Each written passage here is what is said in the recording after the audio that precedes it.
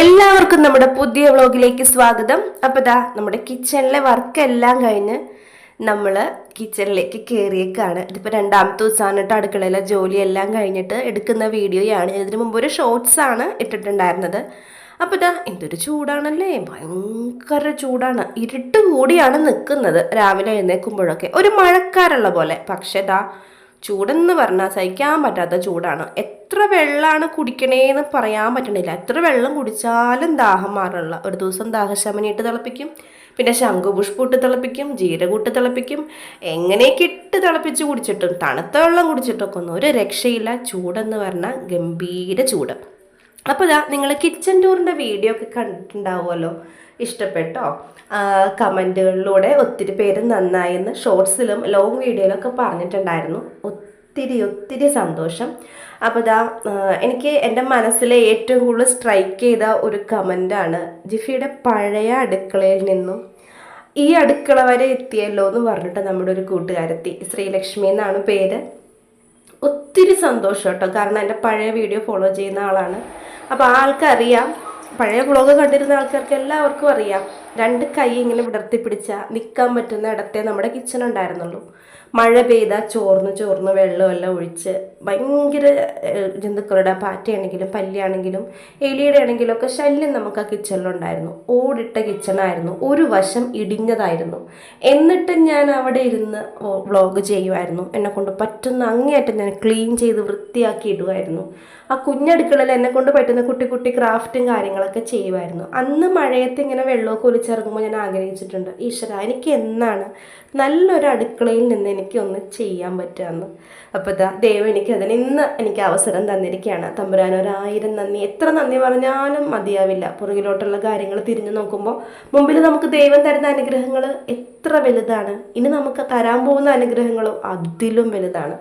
അപ്പോൾ ഇതാ നമ്മുടെ ഇന്നത്തെ ഡേ മൈ ലൈഫിലേക്ക് കടക്കാം. ഞാൻ ഓൾറെഡി കടന്നു. ഞാനവിടെ മീൻകറിയൊക്കെ ചൂടാക്കി വെച്ചിട്ടുണ്ടായിരുന്നു.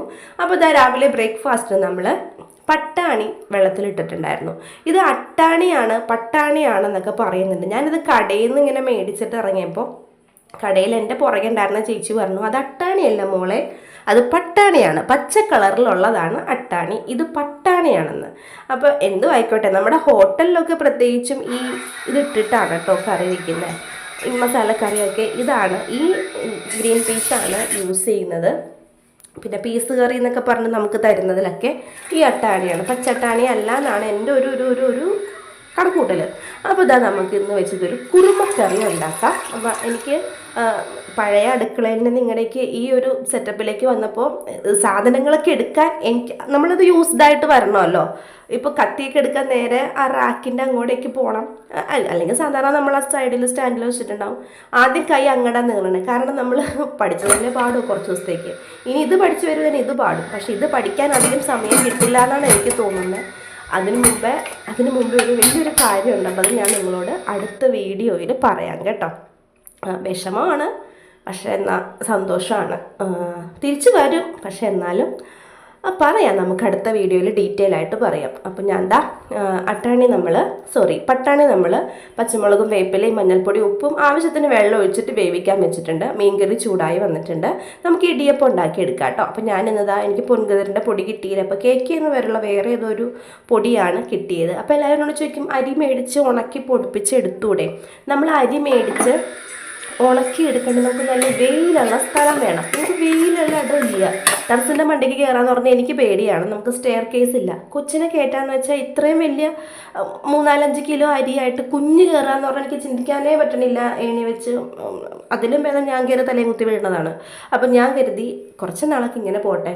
നമ്മളിപ്പോൾ അടുക്കളയുടെ കാര്യങ്ങൾ ചെയ്ത പോലെ നമ്മൾ കയ്യിൽ നീക്കിയിരിപ്പം ഉണ്ടായിട്ടൊന്നും ചെയ്തവരല്ല. നമുക്ക് എങ്ങനെയെങ്കിലുമൊക്കെ ഏതെങ്കിലും ഒരു വശത്ത് കൂടിയൊക്കെ പൈസ വരുമ്പോൾ അത് വെറുതെ ഉപയോഗിച്ച് നശിപ്പിച്ച് കളയണ്ടല്ല. നമ്മൾ എന്തെങ്കിലും ഒരു കാര്യത്തിനായിട്ട് വെറുതെ യൂസ് ചെയ്യുക, നല്ല രീതിയിൽ യൂസ് ചെയ്യാമെന്ന് ഓർത്തിട്ടാണ് നമ്മളിങ്ങനെ കിച്ചൺ റെനോവേഷൻ ആണെങ്കിലും വീട്ടിലുള്ള കൊച്ചു അലങ്കാര പണികളാണെങ്കിലും ഒക്കെ നമ്മൾ ചെയ്യുന്നത്. പിന്നെ നമുക്കിനി ഒത്തിരി ചടങ്ങുകളും കാര്യങ്ങളൊക്കെ വരുന്നുണ്ട് പുറകെ. ഒത്തിരി വിശേഷങ്ങൾ വരുന്നുണ്ട്. മാല പോലെ നമുക്ക് കാര്യങ്ങളുണ്ട്. അപ്പം അതെല്ലാം ഞാൻ പറയാം കേട്ടോ. നമ്മുടെ അടുക്കളയുടെ ഒരു അവസ്ഥ ഇതാണ്. നിങ്ങൾക്ക് ഈ കളറൊക്കെ ഇഷ്ടപ്പെട്ടോ എന്ന് കഴിഞ്ഞ വ്ളോഗിലൊക്കെ എന്നോട് എല്ലാവരും പറഞ്ഞിരുന്നു. നന്നായിട്ടുണ്ട്, കോസ്റ്റ് എത്രയായി, എന്താണ് മെറ്റീരിയൽ, എല്ലാത്തിൻ്റെ റിപ്ലൈ ഞാൻ അതിൽ കൊടുത്തിട്ടുണ്ട്, ആ ഒരു വീഡിയോയിലുണ്ട്. അപ്പോൾ അത് കാണാത്തവർ പോയി കാണാം. ഞാൻ ലിങ്ക് ഇവിടെ താഴെ കൊടുത്തേക്കാം കേട്ടോ. അപ്പോൾ നമുക്ക് ഒത്തിരി സന്തോഷമാണ്. എല്ലാ സാധനങ്ങളും ഇതിലിങ്ങനെ ഒതുങ്ങിയിരുന്നുള്ളൂ. പിന്നെ നമ്മൾ അടുക്കളയിൽ പണിയെടുക്കുമ്പോൾ ശ്രദ്ധിക്കേണ്ട വേറൊരു കാര്യം, നമ്മൾ എന്ത് പണി ചെയ്ത് അടുത്തതിലേക്ക് പോകുമ്പോഴത്തേനും ആദ്യം ചെയ്തു വെച്ച പണിയിൽ എന്തെങ്കിലുമൊക്കെ തിരിച്ചെടുത്ത് വെക്കാനുണ്ടെങ്കിൽ എടുത്ത് വെക്കുക.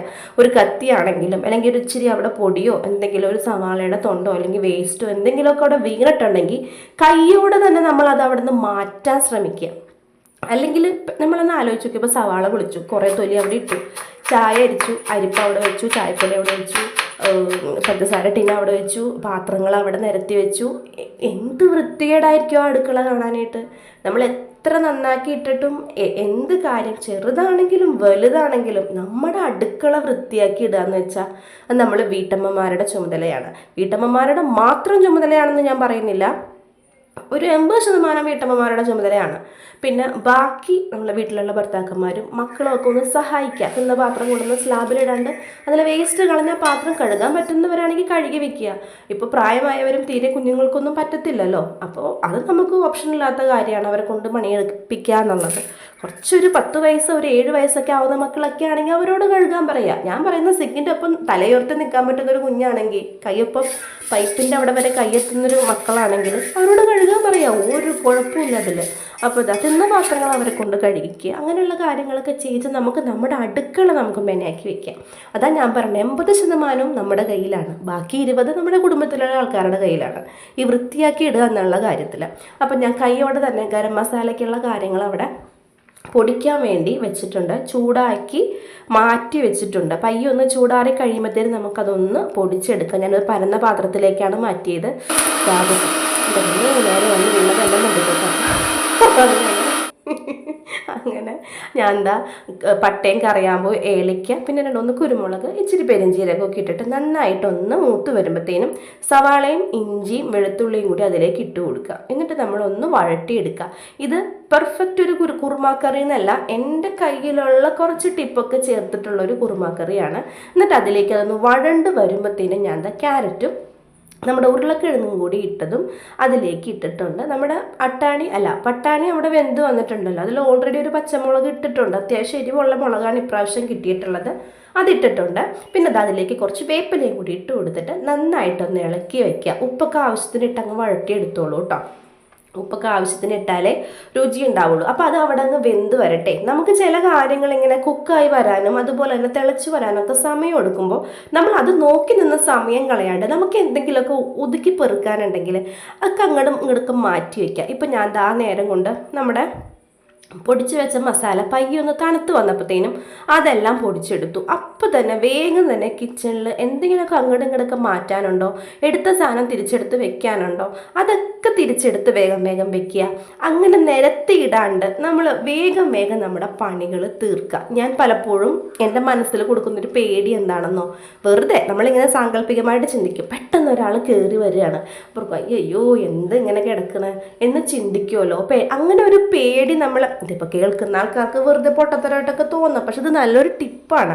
നമ്മൾ അങ്ങനെ പാത്രങ്ങളെല്ലാം പെട്ടെന്ന് കഴുകി ക്ലീനാക്കി അടുക്കളയൊക്കെ നന്നായിട്ട് തുടച്ച് നീറ്റാക്കി വേഗം നമ്മൾ കഴുകിയ പാത്രങ്ങളൊക്കെ എടുത്ത് വെച്ച് നല്ല പെർഫെക്റ്റ് ആയിട്ട് നമ്മൾ ചെയ്യുവാണെങ്കിൽ നമ്മുടെ കിച്ചൺ നല്ല ഭംഗിയിൽ കിടക്കും. ഇനി അഥവാ പെട്ടെന്ന് ഒരാൾ വന്നാൽ പോലും, പെട്ടെന്ന് ഒരാൾ വരുമ്പോൾ കാണാൻ വേണ്ടിയിട്ടാണോ പണിയെടുക്കണമെന്ന് ചോദിക്കരുത്. വൃത്തി എന്ന് പറയുന്ന കാര്യം എല്ലാവരെയും സംബന്ധിച്ചിടത്തോളം വളരെ അത്യാവശ്യം വേണ്ടതാണ്. പ്രത്യേകിച്ച് അടുക്കളയിൽ വൃത്തി ഉണ്ടെങ്കിൽ നമ്മുടെ വീട് ഓട്ടോമാറ്റിക്കലി ഓരോ കാര്യങ്ങളും വൃത്തിയായി വരും. അപ്പം ഞാൻ ആ പൊടിച്ച് വെച്ച മസാലയുടെ ചൂടാറിയിട്ടില്ല, അതൊന്ന് ചൂടാറാൻ വേണ്ടി ഞാൻ ഒരു പ്ലേറ്റിലാക്കി അവിടെ വെച്ചിട്ടുണ്ട്. അതിൽ നിന്ന് കുറച്ച് മസാല എടുത്തിട്ടിട്ടുണ്ട്. കുറച്ച് മഞ്ഞൾപ്പൊടി ഞാൻ നമ്മുടെ ഉരുളക്കിഴങ്ങിൻ്റെയൊക്കെ കൂട്ടിലേക്ക് ഇട്ടിട്ടുണ്ട്. എനിക്ക് തൊണ്ടയ്ക്ക് ചെറിയൊരു കംപ്ലൈൻറ്റ് ഉണ്ട് കേട്ടോ, അതാണ് ശബ്ദത്തിനൊരിച്ചിരി വ്യത്യാസമുള്ളത്. എന്നിട്ട് അതിലേക്ക് നമ്മൾ വേവിച്ച് വെച്ച് നമ്മുടെ പട്ടാണി ഇട്ട് കൊടുക്കുക. അപ്പോൾ അതിലൊരു മുളകിൻ്റെ എരിവുണ്ട്, പിന്നെ ഇതിനകത്ത് മസാലയുടെയൊക്കെ ഒരു എരിവുണ്ട്. അത് മതി. കറിക്ക് ഭയങ്കര എരിവ് വന്നിട്ടുണ്ടെങ്കിൽ കഴിക്കാൻ ഭയങ്കര പ്രയാസമായിരിക്കും. നന്നായിട്ട് ഇളക്കി കൂട്ടുക. നന്നായിട്ട് അവിടെ വെച്ചേക്കുക. അതിലേക്ക് തേങ്ങാപ്പാൽ ഒഴിച്ചാൽ അടിപൊളിയാണ്, പക്ഷേ അതിലും ടേസ്റ്റാണ്. ഞാൻ ആ മസാല പൊടിച്ചെടുത്ത മിക്സി ഉണ്ടല്ലോ, ആ മിക്സിയിൽ തന്നെ ഒരു അരമുറി തേങ്ങ നന്നായിട്ട് അരച്ചെടുത്തിട്ടുണ്ട്. കുറച്ച് പെരിഞ്ജീരകവും വെളുത്തുള്ളിയും കൂടി ചേർത്തിട്ടാണ് ഞാൻ അരച്ചെടുത്തത്. ആ അരപ്പാണ് ഇപ്പം അതിലേക്ക് ഇട്ടത്. ഇത് നന്നായിട്ടൊന്ന് തിളച്ച് വരുന്ന വരെ വെയിറ്റ് ചെയ്യുക. പിന്നെ ഏറ്റവും ലാസ്റ്റ് ഉപ്പ് പോരെങ്കിൽ ഉപ്പിട്ട് കൊടുക്കുക കേട്ടോ. ഞാൻ ഉപ്പിട്ട് കൊടുത്തിട്ടുണ്ട്. പിന്നെ ഏറ്റവും ലാസ്റ്റ് നമ്മളിതാ കുറച്ച് മല്ലിച്ചീരയും കൂടി അതിലേക്ക് അരിഞ്ഞിട്ടിട്ടുണ്ടെങ്കിൽ കറി അടിപൊളിയാണ് കേട്ടോ. ഹോട്ടൽ സ്റ്റൈലിനെക്കാളും വെല്ലുന്ന രീതിയിൽ നമുക്ക് നല്ല സൂപ്പറായിട്ട് നമ്മുടെ വീട്ടിൽ വെജിറ്റബിൾ കുറുമ ഉണ്ടാക്കാം. ഇപ്പം നോമ്പ് സമയമാണല്ലോ, ക്രിസ്ത്യൻസിന് നോൺ വെജ് ഒന്നും കഴിക്കാൻ പറ്റാത്ത സമയമാണ്. നോമ്പ് എടുക്കുന്നവരുണ്ട്, എടുക്കാത്തവരുണ്ട്. ഞാൻ എടുത്തിട്ടില്ല. എന്നോട് മിക്കവരും ചോദിച്ചായിരുന്നു നോമ്പ് എടുക്കാൻ നിന്ന്. നോമ്പ് സ്റ്റാർട്ട് ചെയ്ത് അന്നായിരുന്നു എനിക്ക് വയ്യാണ്ട് ഞാൻ ഹോസ്പിറ്റലിലായിരുന്നു. ഒരു രാത്രി അഡ്മിറ്റായിട്ട് ഞാൻ അതിൻ്റെ ഷോർട്ട്സൊക്കെ ഇട്ടിട്ടുണ്ടായിരുന്നു, തീരെ പറ്റാണ്ട്. അപ്പോൾ ഇവർ അന്ന് പുറത്തുനിന്നൊക്കെയാണ് ഫുഡ് കഴിച്ചത്. അപ്പോൾ നമുക്കതൊന്നും നോക്കാൻ പറ്റിയില്ല. അപ്പം ഞാൻ അങ്ങനെ നമ്മുടെ നോമ്പ് ഇപ്രാവശ്യം എടുക്കാൻ പറ്റിയില്ല. ഞാൻ ചെറിയ നോമ്പ് എടുക്കണമെന്ന് വിചാരിക്കണു. 25 ദിവസത്തെ നോമ്പുണ്ടല്ലോ, അത് എടുക്കണമെന്ന് വിചാരിക്കണം. അപ്പം അന്നമോൾ എഴുന്നേറ്റ് വന്നിട്ടുണ്ട്. ഇന്ന് അവളുടെ ലാസ്റ്റ് എക്സാം ആണ് കേട്ടോ. പിന്നെ അവൾക്ക് ഇന്ന് വലിയൊരു സർപ്രൈസ് ഉണ്ട്. ഏട്ടൻ തലേ ദിവസമാണ് എന്നോട് പറഞ്ഞത്, ഞാൻ പറയാം. അപ്പോൾ ഇടിയപ്പത്തിനുള്ള മാവ് അവിടെ തേച്ച് കൂട്ടി വെച്ചിട്ട് നമുക്കിനി ഇടിയപ്പം ഉണ്ടാക്കിയെടുക്കാം കേട്ടോ. അപ്പോൾ സർപ്രൈസ് എന്താണെന്ന് വെച്ചിട്ടുണ്ടെങ്കിൽ, നമ്മൾ ഇന്ന് അതായത് ഇത് വ്യാഴാഴ്ച ഞാൻ എടുത്ത വ്ളോഗാണ്, 27-ാം തീയതി അല്ലേ? അതെ, എമ്പുരാൻ റിലീസായ അന്ന് എടുത്ത വ്ളോഗാണ്. നമ്മൾ ഇന്ന് എമ്പുരാൻ കാണാൻ വേണ്ടി പോവാണ്. ഫസ്റ്റ് ഡേ കാണാൻ പോവാ. ഞാനൊരു ഭയങ്കര മോഹൻലാൽ ഫാനാണ്. എനിക്ക് ഭയങ്കര ഇഷ്ടമാണ് ലാലേട്ടനെ. കാരണം നമ്മൾ ഓർമ്മ വെച്ച് കാണുന്ന ഒരാളാണ് ലാലേട്ടനും മമ്മൂട്ടി. നമുക്ക് ഭയങ്കര ഇഷ്ടപ്പെടുന്ന വല്ലാത്തൊരു എനിക്ക് ഭയങ്കര ആരാധനയാണ് മോഹൻലാലിനോട്. ഭയങ്കര ഇഷ്ടമാണ് എനിക്ക്. അപ്പോൾ എന്തെങ്കിലും മോഹൻലാലിനെ നേരിട്ട് കാണണം എന്നുള്ളൊരാഗ്രഹം എൻ്റെ മനസ്സിലുണ്ട്. ദൈവം അനുഗ്രഹിക്കട്ടെ, സാധിക്കുമെന്ന് കരുതുന്നു. തമ്പുരാൻ വിചാരിച്ച് നടക്കാത്ത എന്താ ഉള്ളത്. അപ്പോൾ അങ്ങനെ ഇന്ന് നമ്മൾ എമ്പുരാൻ കാണാൻ പോവാണ്. അതിൻ്റെ ഒരു എക്സൈറ്റ്മെൻറ്റ് എനിക്കുണ്ട്. അപ്പോൾ ചോറും കറികളും എല്ലാം ഉണ്ട്. ഉച്ചക്കത്തേക്ക് വന്നാലും അല്ലെങ്കിൽ രാത്രിത്തേക്കാണെങ്കിലും നമുക്ക് കറിയുണ്ട്. പിന്നെ എന്നിട്ട് മുട്ട എന്തെങ്കിലും വറുത്താലും മതി. മീൻ കറിയൊക്കെ ഇരിക്കുന്നുണ്ടല്ലോ. പിന്നെ രാവിലെ ബ്രേക്ക്ഫാസ്റ്റിൻ്റെ കാര്യങ്ങൾ മാത്രം നോക്കിയാൽ മതി. അലക്കാനുള്ളത് ഞാൻ പകുതി അലക്കി വെച്ചിട്ടാണ് സിനിമയ്ക്ക് പോയത്. അങ്ങനെ നിങ്ങൾക്ക് അങ്ങനെ ആഗ്രഹമുള്ളവരുണ്ടോ? ഫസ്റ്റ് ഡേ പോയി തന്നെ നിങ്ങൾ ഇഷ്ടപ്പെടുന്ന, നിങ്ങൾ ഒത്തിരി സ്നേഹിക്കുന്ന, നിങ്ങൾക്ക് ആരാധനയുള്ള ആൾക്കാരുടെ പടങ്ങൾ കാണാനൊക്കെയുള്ള ഇഷ്ടമുള്ള ആൾക്കാരുണ്ടോ? ഞാൻ അങ്ങനെയാണ് കേട്ടോ. എനിക്ക് ലാലേട്ടൻ്റെ പടങ്ങൾ ഭയങ്കര ഇഷ്ടമാണ്. ഞാൻ ലൂസിഫറൊക്കെ കണ്ടിട്ട് എനിക്കറിയില്ല ഞാൻ എന്തൊക്കെയാണ് അവിടെ കിടന്ന് കാണിച്ചു കൂട്ടിയത്. വിപ്രാശം മനോട്ടൻ പറഞ്ഞു അവിടെ നിന്ന് കൂവാനും ആർത്ത് വിളിക്കാനൊന്നും നിൽക്കരുത്, ആൾക്കാരൊക്കെ ഉള്ളതാണ് എന്നൊക്കെ പറഞ്ഞിട്ടുണ്ട്. അപ്പോൾ അതുകൊണ്ട് കുറേയൊക്കെ കൺട്രോൾ ചെയ്തിട്ടാണ് ഞാൻ നിന്നിട്ടുണ്ടായിരുന്നത്. പിന്നെ ഞാൻ ഇടിയപ്പം വേകുന്ന നേരം കൊണ്ട് അപ്പോൾ ഇത് അന്നമോളോട് പറഞ്ഞിട്ടില്ല എന്നുള്ളതാണ് സത്യം. അവൾക്ക് ഇന്നൊരു എക്സാം ഉണ്ട്. അപ്പോൾ ആ എക്സാമിൻ്റെ കാര്യം നന്നായിട്ട് എഴുതിക്കോട്ടെ. അപ്പോൾ ഈ സിനിമയ്ക്ക് പോകുന്ന കാര്യം പറഞ്ഞാൽ അവൾക്ക് ഇങ്ങനെ ഉള്ളിൽ കിടന്ന് ഭയങ്കര ഇതായിരിക്കും. പക്ഷെ അവൾ അങ്ങനെ ഭയങ്കര എക്സൈറ്റഡ് ആയില്ല കേട്ടോ. കാരണം എനിക്ക് തോന്നുന്നു ഞാൻ തലേ ദിവസമൊക്കെ ഇരുന്ന് ലൂസിഫർ സിനിമ കണ്ടേ. അപ്പോൾ ഇവർക്ക് മനസ്സിൽ തോന്നിയിട്ടുണ്ടാവും ഇങ്ങനെ അമ്മ ചിലപ്പോൾ ഇങ്ങനെ സർപ്രൈസായിട്ട് വെച്ചേക്കണായിരിക്കും. കാരണം പപ്പയ്ക്ക് ഭയങ്കര ഇഷ്ടമാണ് മോഹൻലാലിനെ. എൻ്റെ ഭ്രാന്ത് കണ്ട് ചേട്ടൻ്റെ ഭ്രാന്തായതാണ് കേട്ടോ. അങ്ങനെ അവൾക്ക് സന്തോഷമാണ്. നമ്മൾ പറഞ്ഞു, അതിൻ്റെ വീഡിയോ ഒക്കെ ഞാൻ എടുത്തിട്ടുണ്ട്, അതിന് പുറകെ വരും. അപ്പോൾ അങ്ങനെ പറഞ്ഞെങ്കിലും അവൾ എൻ്റെ അത്ര വലിയൊരു ഭ്രാന്ത് അവൾക്ക് ഇല്ല കേട്ടോ. അപ്പോൾ ഞാൻ അടുക്കളയിലെ പണിയെല്ലാം വേഗം തീർക്കാണ്. നമുക്ക് ഇടിയപ്പമൊക്കെ നല്ല സെറ്റായി വരുന്നുണ്ട്.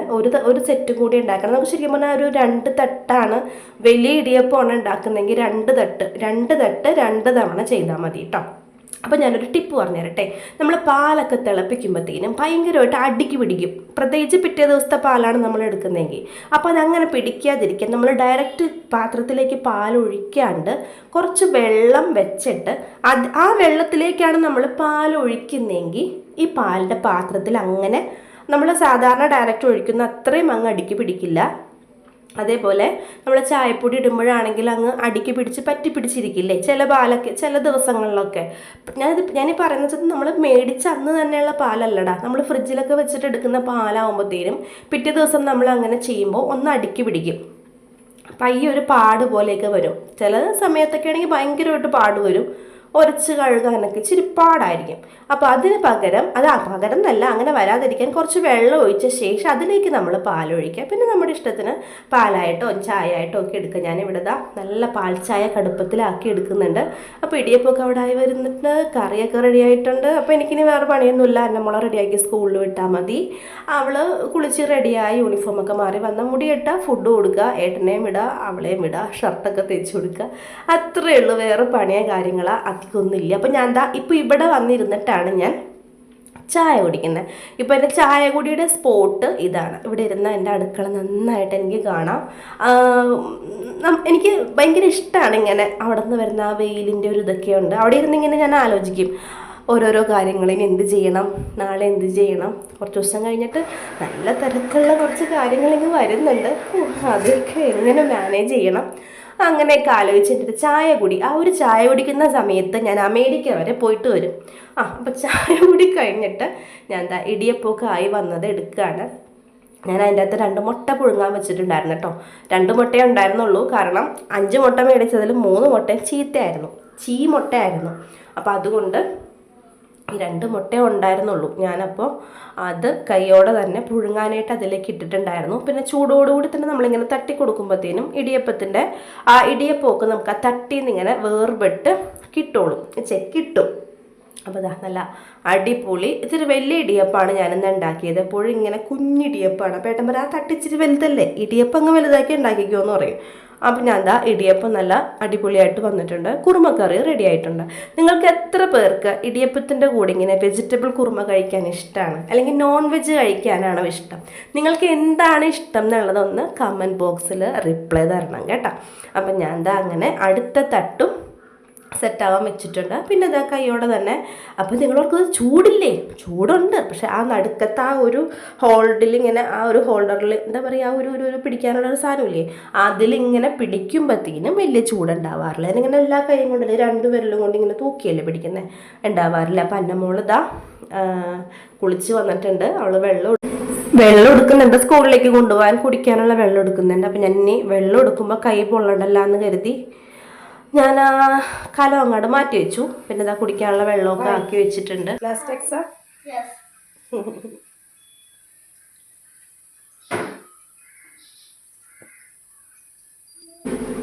അവളോട് ഇപ്പൊ ഒന്നും പറഞ്ഞിട്ടില്ല കേട്ടോ. നമ്മൾ സ്കൂളിൽ ചെന്നിട്ട് അവളോട് പറയുന്നുള്ളൂ. അപ്പം ഞാൻ കുടിക്കാനുള്ള വെള്ളം തിളപ്പിക്കാൻ വേണ്ടി വെക്കുകയാണ്. ഈ ഒരു കലം വെള്ളമൊന്നും പോരാ മുത്തേ, ഒരു ദിവസം 2 കലം വെള്ളമാണ് ഞാൻ തിളപ്പിച്ച് വെക്കണത്. അങ്ങനെ ചെയ്യുന്നുണ്ട്. അപ്പോൾ ഒരു 9-10 മണിക്കാണ് എക്സാം. 9 മണി കഴിഞ്ഞപ്പോഴത്തേനും വേഗം റെഡി ആവുന്നുണ്ട്. ഇനി വീടൊക്കെ നന്നായിട്ടൊന്ന് അടിച്ച് തൂത്തൊതുക്കി ഒക്കെ ഇന്ത വഴിയൊക്കെയാണ് ഇരിക്കുന്നത്. അപ്പോൾ അതൊക്കെ നന്നായിട്ടൊന്ന് ഒതുക്കണം. അപ്പോൾ പപ്പയും മോളും പോവാണ്.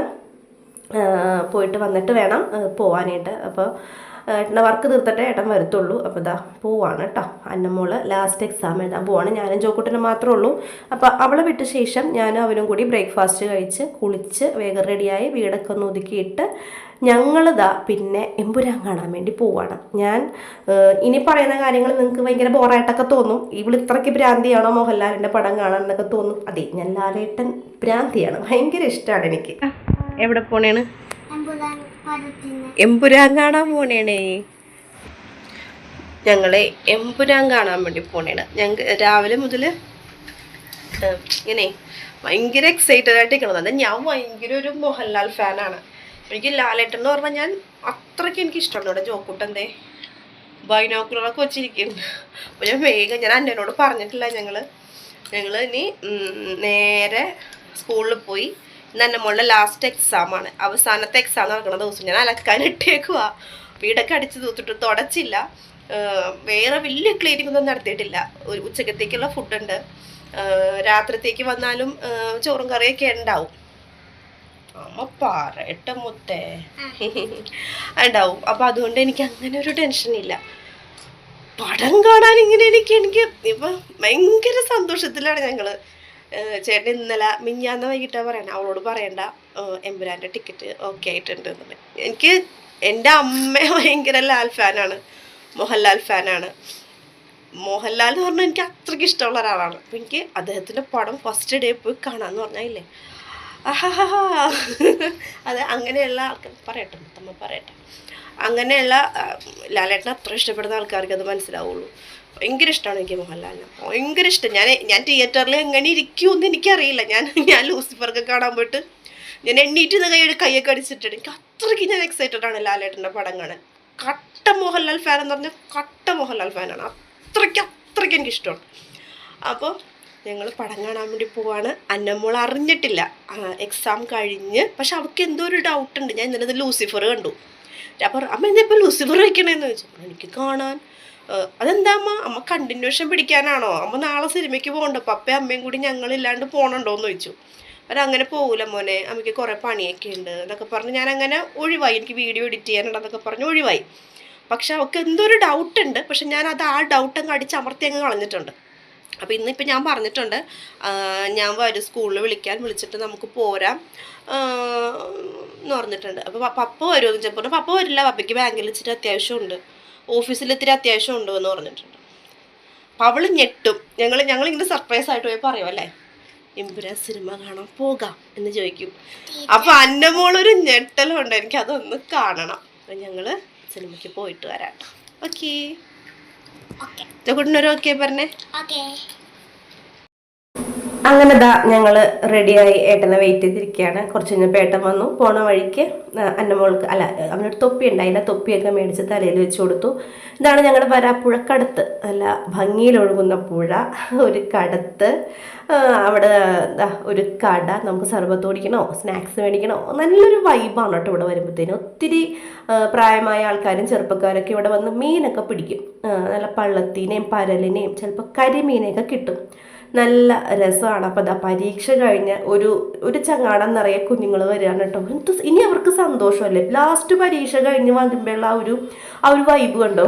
അവരങ്ങ് ആർത്തലച്ച് എടാ അങ്ങനെടാ ഇങ്ങനെടാ എടി നമുക്ക് അവിടെ പോണ്ടി എന്നൊക്കെ പറഞ്ഞ് സന്തോഷമായിട്ടാണ് ഈ മക്കൾ ഇറങ്ങി വരുന്നത് കേട്ടോ. അപ്പോൾ അന്നമോളുടെ 2 ഫ്രണ്ട്സ് ഉണ്ടായിരുന്നു. അവർ പറഞ്ഞു ചേച്ചീനെ അല്ല ആൻറ്റി അങ്കിളിനെ നോക്കി അന്നക്കുട്ടി അവിടെ വെയിറ്റ് ചെയ്തിരിക്കുന്നുണ്ടെന്ന് പറഞ്ഞു. അങ്ങനെ ഞങ്ങളിതാ വേഗം കടത്ത് കടന്ന് ഇപ്പുറത്ത് സ്കൂളിലേക്ക് ഞങ്ങൾ പോവാണ്. അങ്ങനെ അന്നമോളെ വെയിറ്റ് ചെയ്തിരിക്കുകയാണ്. എമ്പുരാൻ കാണാൻ പോവാ, എമ്പുരാൻ കാണാൻ പോവാ.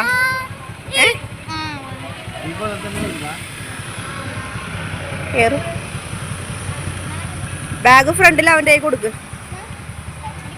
അന്നമോൾ അത്ര എക്സൈറ്റഡ് ആവാത്ത എന്താണ്? കാര്യത്തിൽ പറഞ്ഞ എമ്പുരാൻ കാണാൻ പോണേണ്. സന്തോഷമില്ലേ? ഇവളെന്നെ പോലെ മോഹൻലാൽ ഫാനല്ലെന്ന് തോന്നുന്നു. കൊരങ്ങി. അവൾക്ക് സന്തോഷമുണ്ട്. പക്ഷേ 11 മണിക്ക് അവളുടെ എക്സാം കഴിഞ്ഞാണ്. നമുക്ക് ടൈം ടേബിൾ 12 മണിക്കേ കഴിയുള്ളൂ എന്നാണ് പറഞ്ഞത്. അപ്പോൾ നമ്മൾ ആ സമയം അനുസരിച്ചാണ് ചെന്നത്. അപ്പോൾ ഞാൻ പറഞ്ഞു മോക്കെന്നാന്ന് വെച്ചിട്ട് നേരത്തെ സിസ്റ്ററിൻ്റെ ഫോണിൽ നിന്ന് വിളിക്കാറുന്നില്ലേ എന്നൊക്കെ ചോദിച്ചു. അപ്പോൾ അവൾ പറഞ്ഞു ഞാൻ പിന്നെ ഫ്രണ്ട്സുമായിട്ട് വർത്താനം പറഞ്ഞിരുന്നു. അപ്പോൾ അത്ര നേരം കാത്തിരുന്നതിൻ്റെ ഒരു മുഷിപ്പാണ് ആ മുഖത്ത് കണ്ടത്. പിന്നെ ആൾക്ക് വിശക്കുന്നുണ്ടായിരുന്നു. അപ്പോൾ ഞങ്ങളിങ്ങനെ പോകുന്ന വഴിയൊക്കെ പരീക്ഷ കഴിഞ്ഞ് മക്കളൊക്കെ ഇങ്ങനെ ആഹ്ലാദിച്ച് ആനന്ദിച്ച് ഇങ്ങനെ പോകുന്നതൊക്കെ കണ്ടിട്ടാണ് ഞങ്ങൾ പോയത്. അപ്പോൾ ഞങ്ങൾ പോകുന്ന വഴി അവൾക്ക് വിശക്കണമെന്ന് പറഞ്ഞപ്പോഴത്തേനും ഒരു കടയിൽ കയറി സ്നാക്സൊക്കെ മേടിച്ചു കൊടുത്തു കേട്ടോ.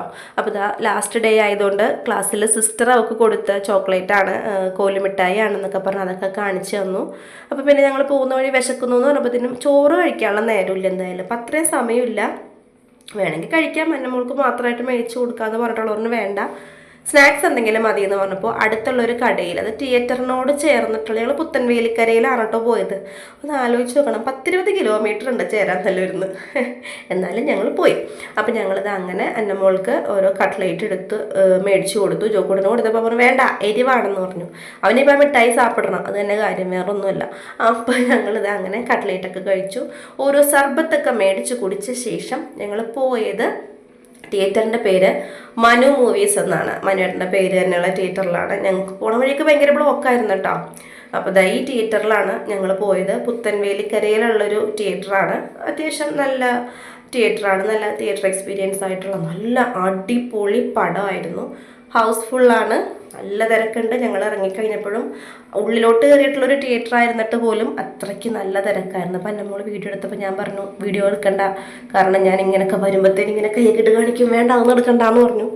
അപ്പം ഞങ്ങളിതാ അങ്ങനെ പടം തുടങ്ങി. നല്ല അടിപൊളി സിനിമയാണ്. കാണാത്ത ആരെങ്കിലും ഉണ്ടെങ്കിൽ പോയി കാണണം. നെഗറ്റീവായിട്ടുള്ള റിവ്യൂ ഒന്നും തന്നെ പറയാനില്ല. അപ്പാര സ്റ്റണ്ടും ശരിക്കും ഒരു ഹോളിവുഡ് ഫിലിം എങ്ങനെ കാണും അതേപോലെയാണ്. പോയി കാണാം. നമ്മുടെ സൂപ്പർ സ്റ്റാറുകളുടെ പടം നമ്മൾ പ്രൊമോട്ട് ചെയ്യാണ്ട് പിന്നെ ആര് കണ്ട് പ്രൊമോട്ട് ചെയ്യും? അപ്പോൾ നിങ്ങൾ കാണാം, നല്ല പടമാണ്. അപ്പോൾ ഞങ്ങൾ പടം എല്ലാം കണ്ടു, സൂപ്പറായിരുന്നു.